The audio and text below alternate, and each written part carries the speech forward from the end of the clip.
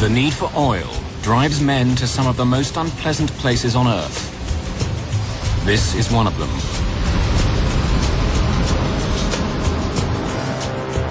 The North Sea divides Britain from mainland Europe. It's a shallow sea, and the cruel winds that race across it can whip up enormous waves. The sea is cold, grey, and violent. But there's oil out here, and so dozens of drilling platforms and thousands of men must face whatever the weather throws at them. The only efficient way to get the men out there is by helicopter.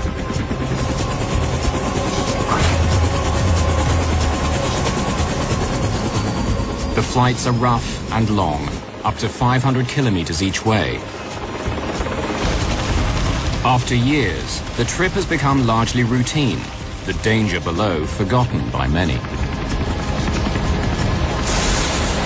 What was that? But on a cold January morning in 1995, 18 men flying over the North Sea were faced with a horrible question. Mayday, mayday, mayday! Tail rotor failure! Ditching! Could they survive in this extremely hostile environment? Oh, God!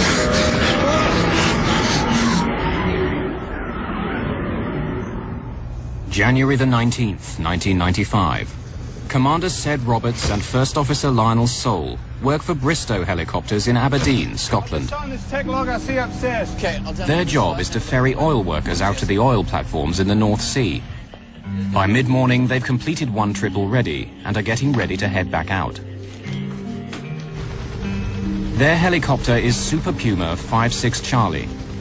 While it's being checked out and refueled, Flight Officer Sole checks the flight logs, and Commander Roberts goes through the weather reports, which are updated every 2 hours. Weather's okay. Good for January. This is where they're heading, the North Sea. The discovery of oil here in the 1960s was a shot in the arm for the British economy. Brent Crude, as the oil... What do you think about this cloud? It's quite thin. Yeah, but look, we're getting some cumulus too. It's quite small, about 100 yards across. Yeah, but it's developing a bit. Cumulus are puffy white clouds like balls of cotton wool. They're beautiful to look at and usually harmless. They only last between 5 and 40 minutes. But helicopter pilots prefer to go above them if possible, because the air inside and below gets very bumpy. Let's try to climb above it. Go to 5,000 feet. Right.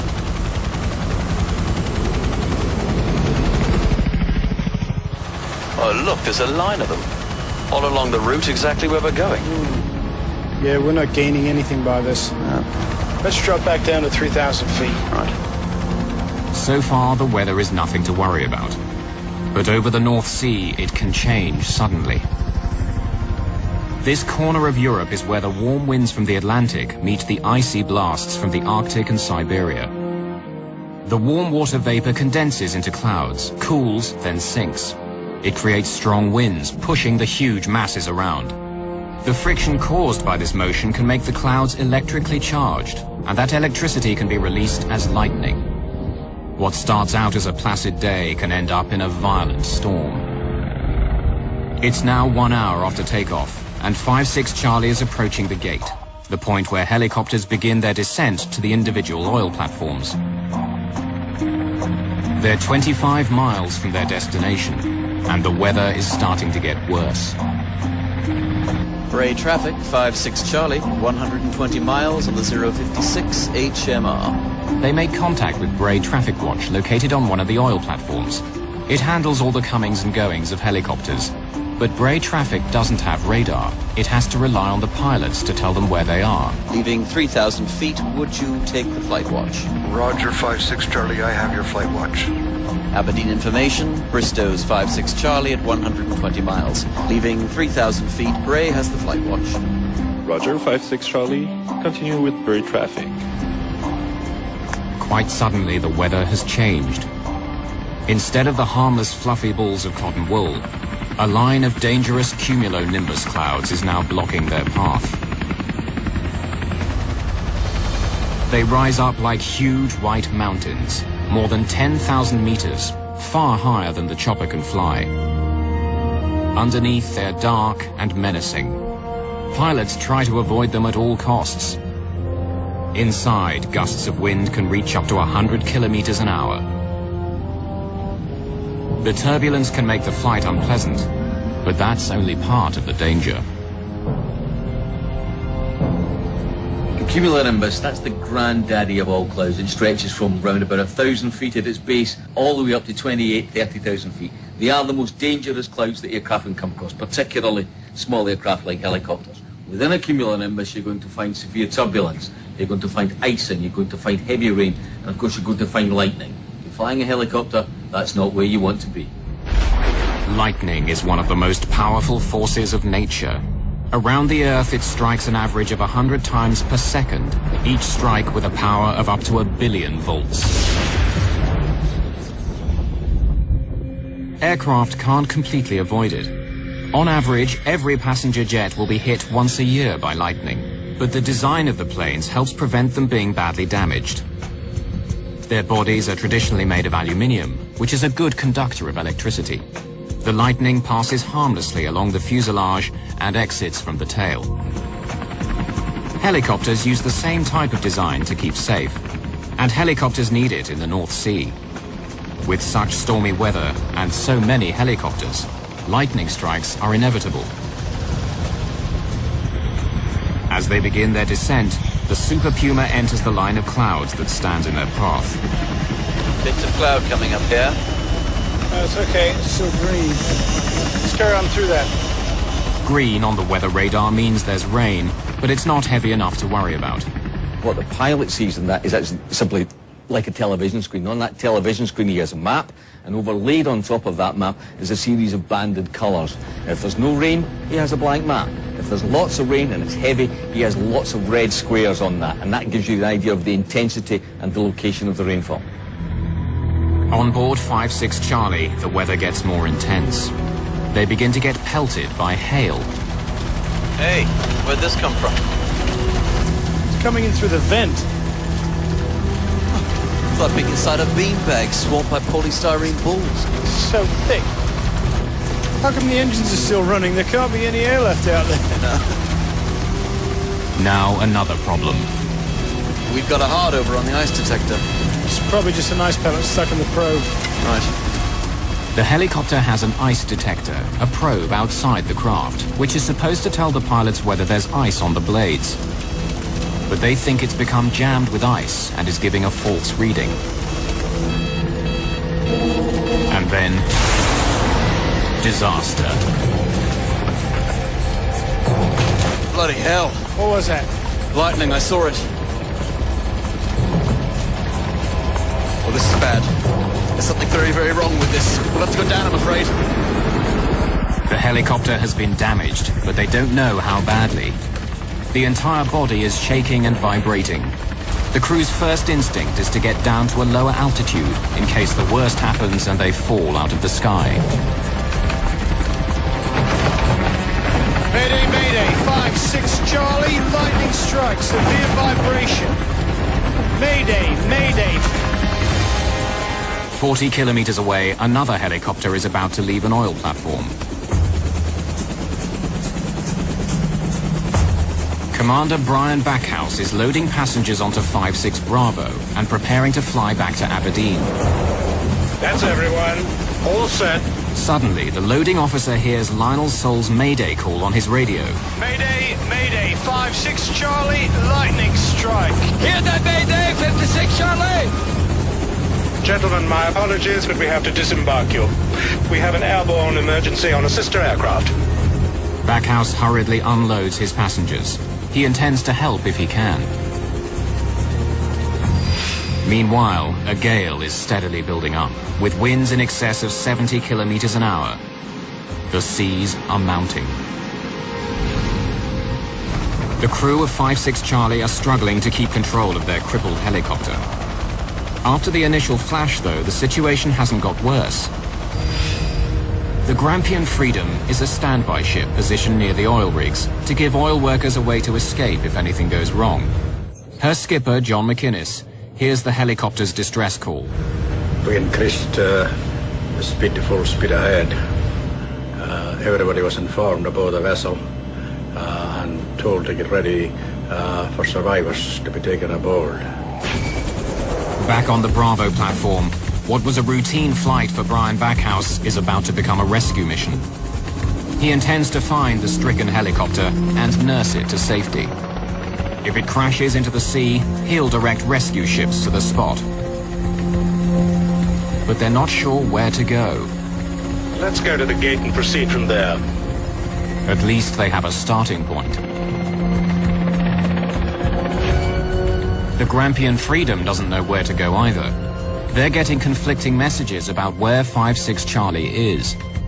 The helicopter's tiny size and the rough seas make it hard to find. 1,200 feet, we're still flying. Let's try to make it a Bray Alpha and land there. Their destination, the Bray Alpha platform, is now only 11 kilometers away. 3 minutes have passed since the explosion, and things don't seem to be getting any worse. I'll just try a few small inputs, make sure everything's working. Yes, we've got control in pitch, we've got control in roll, and we've got control in yaw. Tail rotor! The helicopter is beginning to spin round, a sure sign that something's happened to the tail rotor. The only thing the pilots can do to stop the spinning is to switch off the main rotor blade. Power off, engines off. Ditching has become inevitable.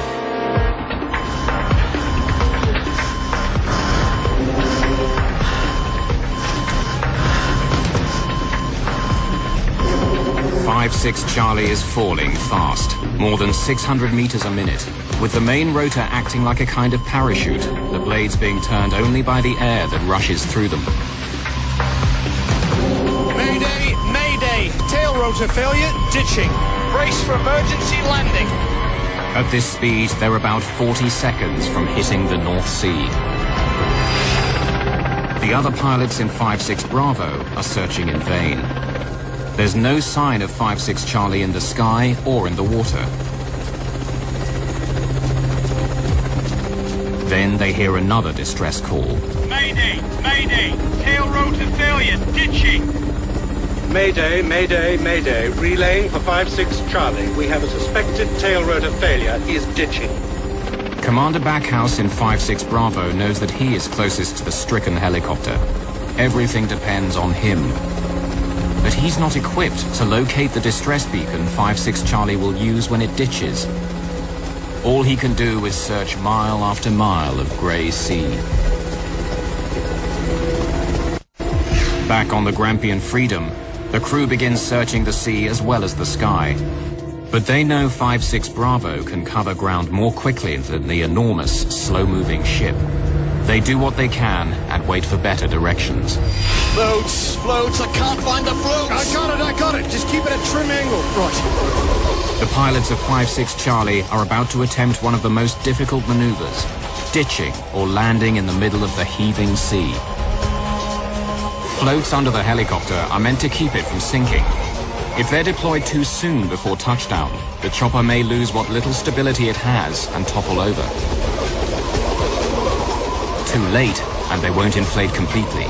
Instead of riding the waves, the helicopter will sink below them. There's no second chance.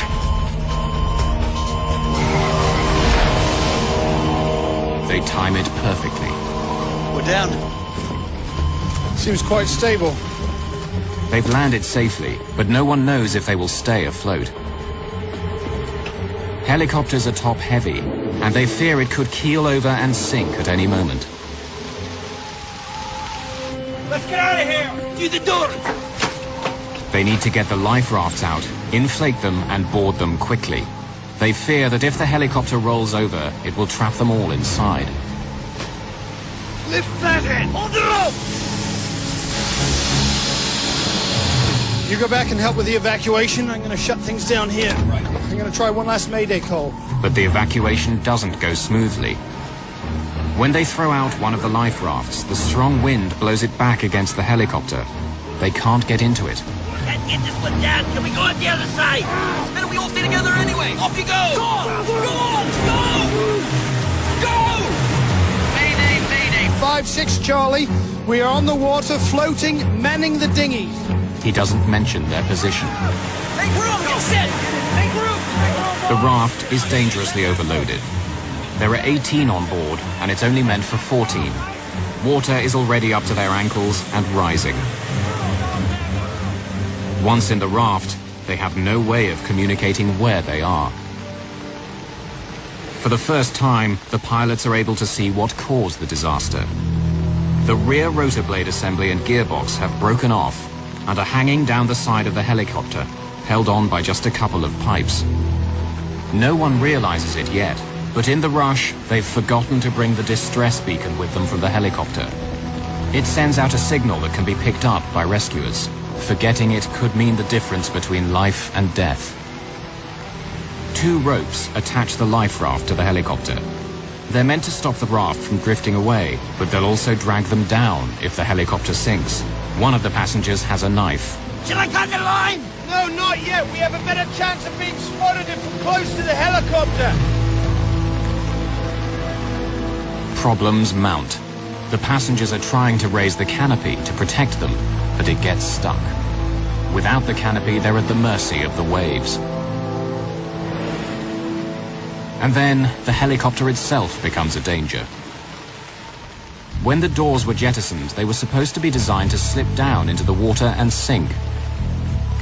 Instead, one of them, which has a jagged edge, is floating on the surface and is heading straight for the raft.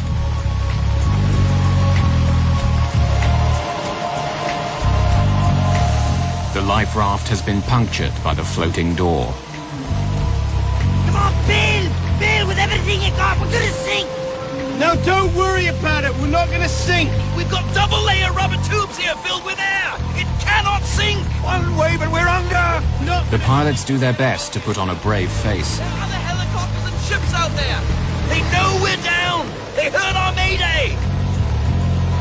The overloaded life raft is getting lower and lower in the water. Inside, it's already waist deep. Now the pounding waves are pushing them beneath the sharp edges of the drooping helicopter blades. We need to get some distance! We'll have to cut the line! There are supposed to be 2 safety lines connecting the raft to the helicopter. One short, one long. But the long line is broken. The long line's been cut! It's been shredded!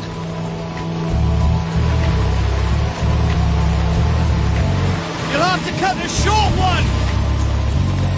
The short line is the only thing attaching them to the helicopter. If they cut that, they'll quickly drift away, a tiny raft full of men at the mercy of the sea. But if they don't cut it, the jagged edges of the helicopter could tear their life raft to shreds and sink them all. 18 people have scrambled aboard a life raft after their helicopter crashed into the North Sea. The raft is overloaded. It's been punctured by the jagged metal edges of the helicopter door and is getting lower and lower in the water. They have to get away from the helicopter. Flight Officer Lionel Soule takes the fateful decision and cuts the rope. They begin to drift away into the storm. The conditions are deadly. Most of their survival suits are leaking freezing water. For a person in the water, hypothermia can begin when the temperatures of air and water added together is below 50 degrees centigrade. In the North Sea in winter, the temperature is far below that. Normal muscle and brain functions are quickly affected. The core body temperature will sink, followed by unconsciousness and death. Their chances of rescue are slim. No one knows where they are, just a tiny dot on a vast, turbulent sea.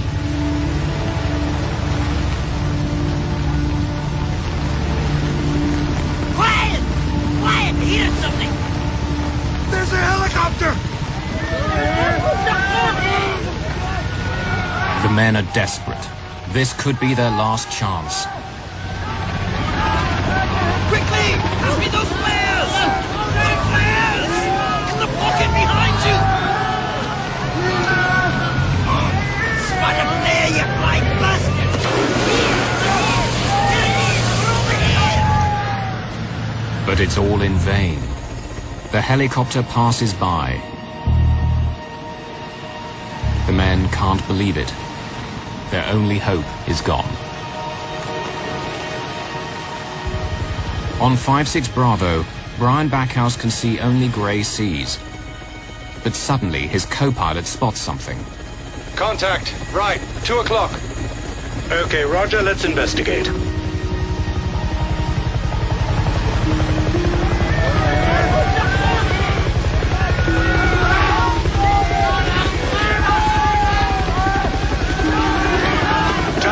Contact. Target confirmed.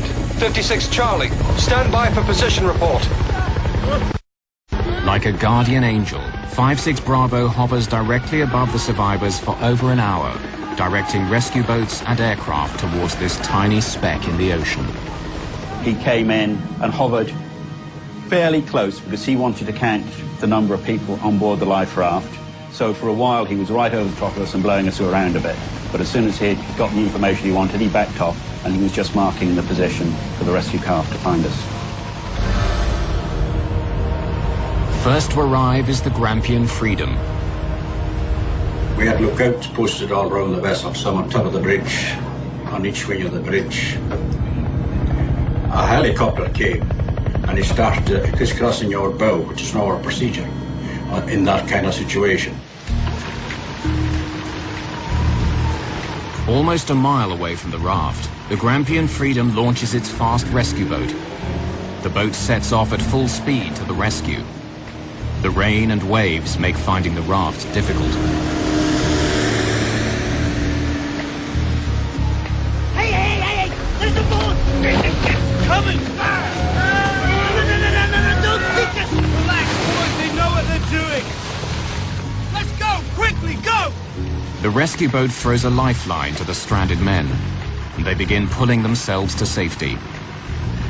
But there's another challenge ahead their training hasn't prepared them for. You reach the standby boat and you're looking at the hull, a huge steel hull. You said, I'm never going to get up there. But the crews are well trained. They wait for the swell to go up and down in the right motions. And they have a large net hanging down the side of the boat. And they said, we're going to come alongside, we'll be on the top of the wave, and when we shout jump, you jump and grab the net. Don't look back because we'll be gone. We came alongside, high up on the wave, grabbed the net, the wave went back down, they were away and they pulled off. And we just climbed the last few feet over the side onto the Grampian Freedom. Later that day, a rescue helicopter winches up 14 of the survivors and flies them back to Aberdeen. 4 of the men, however, never want to travel in a helicopter again, so they refuse to leave the Grampian Freedom.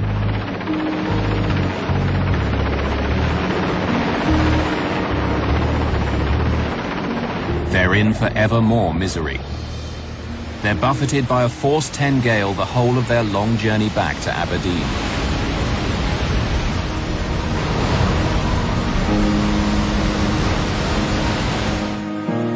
Through their skill and against all the odds, Cedric Roberts and Lionel Sole have saved the lives of all on board. I must admit at the time I did think that was it, we were going to die. The whole world had changed from being really good to being what I thought was a complete disaster at that time. It was the worst situation I'd ever been in the air, and I was very worried that that was going to be it. But the day after the accident, they came under suspicion. Their report on what happened starts being questioned. Lightning, notionally at least, should not affect a very powerful North Sea helicopter. This is the first time I can recall a lightning strike having ended up with this kind of conclusion. The experts are skeptical of the pilot's story. No other helicopter is known to have crashed into the North Sea because of lightning. Perhaps there had been some mechanical failure. There were even whispers of pilot error, of recklessly flying into storm clouds. The evidence to support their story was now beneath the waves with 56 Charlie.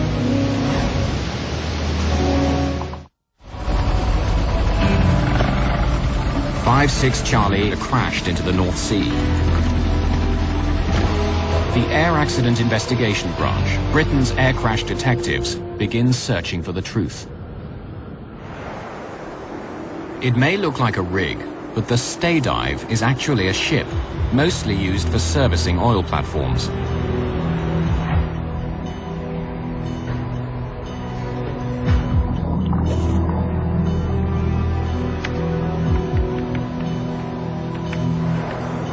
It has 9 powerful engines which keep it stable in almost any weather. And it carries miniature submarines for underwater exploration. A day after the accident, it's brought in to find and raise the missing helicopter from the bottom of the North Sea. The investigation gets off to a good start. Within a day, the television cameras on board the Stay Dive's 2 submersibles locate what's left of 56 Charlie on the seabed. But raising it is a different matter.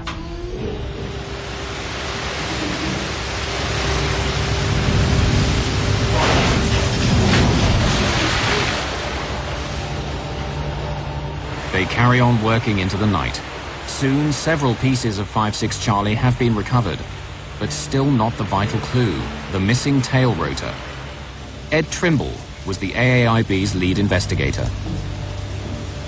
But the big problem was to recover the tail rotor assembly. Without that, the investigation was literally going nowhere. We knew that the tail rotor assembly had been dangling over the side of the pylon as the helicopter had ditched, and it therefore detached at some point between the ditching and where we had caught up with the main wreckage. Keeping the Stay Dive going would cost another £20,000 a day. Ed Trimble rang his boss. He was fairly skeptical of our chances. He asked what I thought our chances were of finding the tail rotor, and I, being an eternal optimist, I said 80%. To which he replied, I think you'd be very lucky if you've got a 10% chance of recovering the tail rotor assembly in the North Sea. Ed Trimble stays up all night, relentlessly monitoring the underwater cameras. I didn't want to be in a situation where we would have missed any evidence of further wreckage, and in particular any parts of the tail rotor assembly. Go get yourself a coffee, Eddie. By the time 8 o'clock was looming, I decided to go down to the galley to get a coffee, and I couldn't have been away any more than maximum 7 to 10 minutes when I suddenly heard these tremendously excited shouts from our team. As I walked in, I ran in. There, smack in the middle of the screen, was the whole of the tail rotor assembly. And even at the first glance, I could see that one of the tail rotor blades showed clear evidence of a lightning strike. The crew was right. The submarine's cameras reveal telltale burn marks on the tail rotor blade. A close look at the wreckage on the deck reveals that 2 of the main rotor blades were also struck by lightning. But it's this tail rotor that suffered the most damage. Since lightning is not known to have forced a helicopter to crash into the North Sea before, the question is, why now? Ed Trimble called in lightning expert John Hardwick to discover just what had hit 56 Charlie. What we wanted to do with this set of tests was to take a set of tail rotor blades from the Super Puma helicopter and subject them to varying energy levels of simulated lightning strikes. The lightning objectives at Culham basically were to try and reproduce the degree of lightning damage in order to identify what kind of level of energy was associated with this particular strike. This home video of the tests was taken by Ed Trimble. Representatives of the company that makes the Super Puma were there too. Hardwick ran the blade through several lightning strikes until he was able to reproduce the damage found on the rotor blade.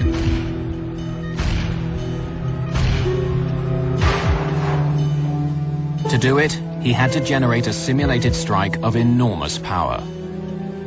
Something far more dangerous than anyone thought the helicopter would be exposed to. Something that wasn't supposed to happen over the North Sea. There have been a few incidents over the years, minor strikes, a little bit of damage to the helicopter, but we never expected anything as severe as happened on that day. For one brief instant, it was more than all the electrical power being consumed in the entire United States. Some 30 billion watts. And this enormous flash of lightning had happened over the North Sea, where each year almost 3 million passengers fly unsuspecting to the oil platforms. The helicopters we fly are certified to the highest standards. It's the same as you get on a major airliner flying transatlantic. So we had no reason to believe that any lightning we had encountered would do any severe damage to the helicopter. Ordinary lightning wouldn't. But this wasn't ordinary.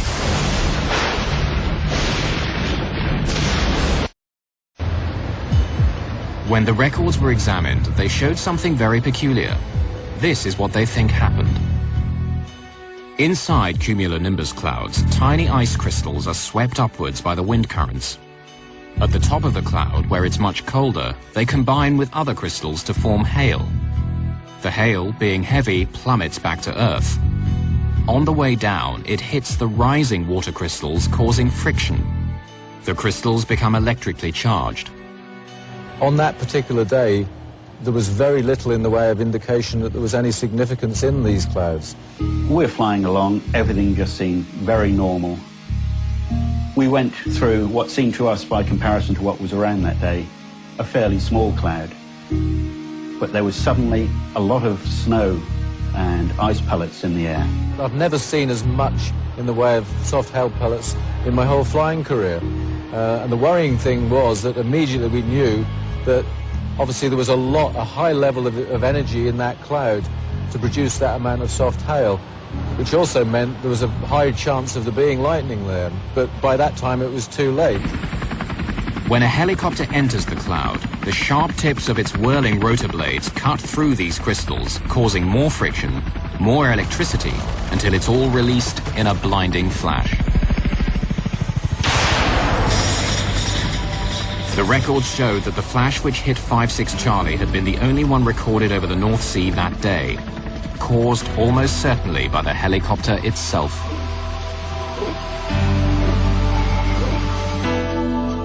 However, for some reason, nearly all the damage had been confined to the tail rotor. What was it about the tail rotor that had made it especially vulnerable? Then Ed Trimble made a remarkable discovery. When the Civil Aviation Authorities certified the Super Puma as safe, they had missed something important, something which may have caused 56 Charlie to fall from the sky.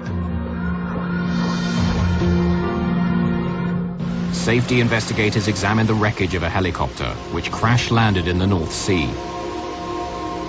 As they study the ruined aircraft more closely, they uncover the cause of the accident. When the British Civil Aviation Authority laid down the lightning safety standards, they were looking at fiberglass blades, then the normal material for helicopter rotors. But in the 1980s, plane makers began using the new composite materials, like carbon fiber, which were lighter and stronger. In particular, they began making the rotor blades out of carbon fiber instead of fiberglass. It was assumed that the same standards would apply equally to the new blades. In the industry, that's known as read across, and it's very dangerous. In fact, it was the very design of these composite blades which brought down 56 Charlie.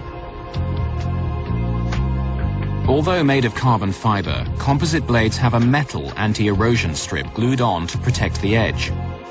That's where the trouble starts. Carbon is a conductor of electricity, but it's 1,000 times worse than aluminium. So you get 1,000 times as much heat produced. The carbon blade gets very, very hot. And when the current meets the metal strip running along the edge, there is furious arcing and sparking, until finally part of the erosion strip explodes. As little as 100 grams of the erosion strip flew off, but it was enough. Without its weight, the rear rotor was unbalanced. That's what caused the vibration felt on board 56 Charlie immediately after the lightning strike. 3 minutes later, when Lionel Sole tested out the controls, the unbalanced blades put the tail rotor under enormous stress. The bolts holding it on snapped. We've lost the tail rotor! Tail rotor's gone! It was like a blowout in a car, only much, much worse. Things at that point were really very, very worrying. We both knew what had happened. We'd lost the tail rotor. And if you don't do exactly the right thing at that point, your life expectancy is very short. It's seconds. We had to do the right thing. We managed to point it into wind, and there was quite a big sea building up. And at 100 feet, I pulled back on the stick to flare the helicopter, slow down its rate of descent, and we were very fortunate at that point. A nice friendly wave came along, and as I leveled the helicopter, a wave came up. We sat on the top of it, and we went down, and it was one of the best landings I've ever done, but that was luck more than judgment. As bad as it was, it could have been worse. The two hydraulic pipes connecting the assembly to the helicopter did not break. These two small diameter pipes had held the mass of the gearbox and tail rotor assembly dangling over the right side of the pylon. Without the weight of the rotor assembly, the helicopter would have tipped forward. Had that tail rotor gearbox and tail rotor assembly completely separated from the helicopter, then all 18 lives would have been lost, because the helicopter would have pitched down irrecoverably and gone into the North Sea. The investigators found the answer to the mystery of a helicopter crash, but they stumbled across a bigger problem, one that affects every air traveler. Investigators believe that 5-6 Charlie's violent end was caused by a savage lightning strike greater than anything it was built to withstand.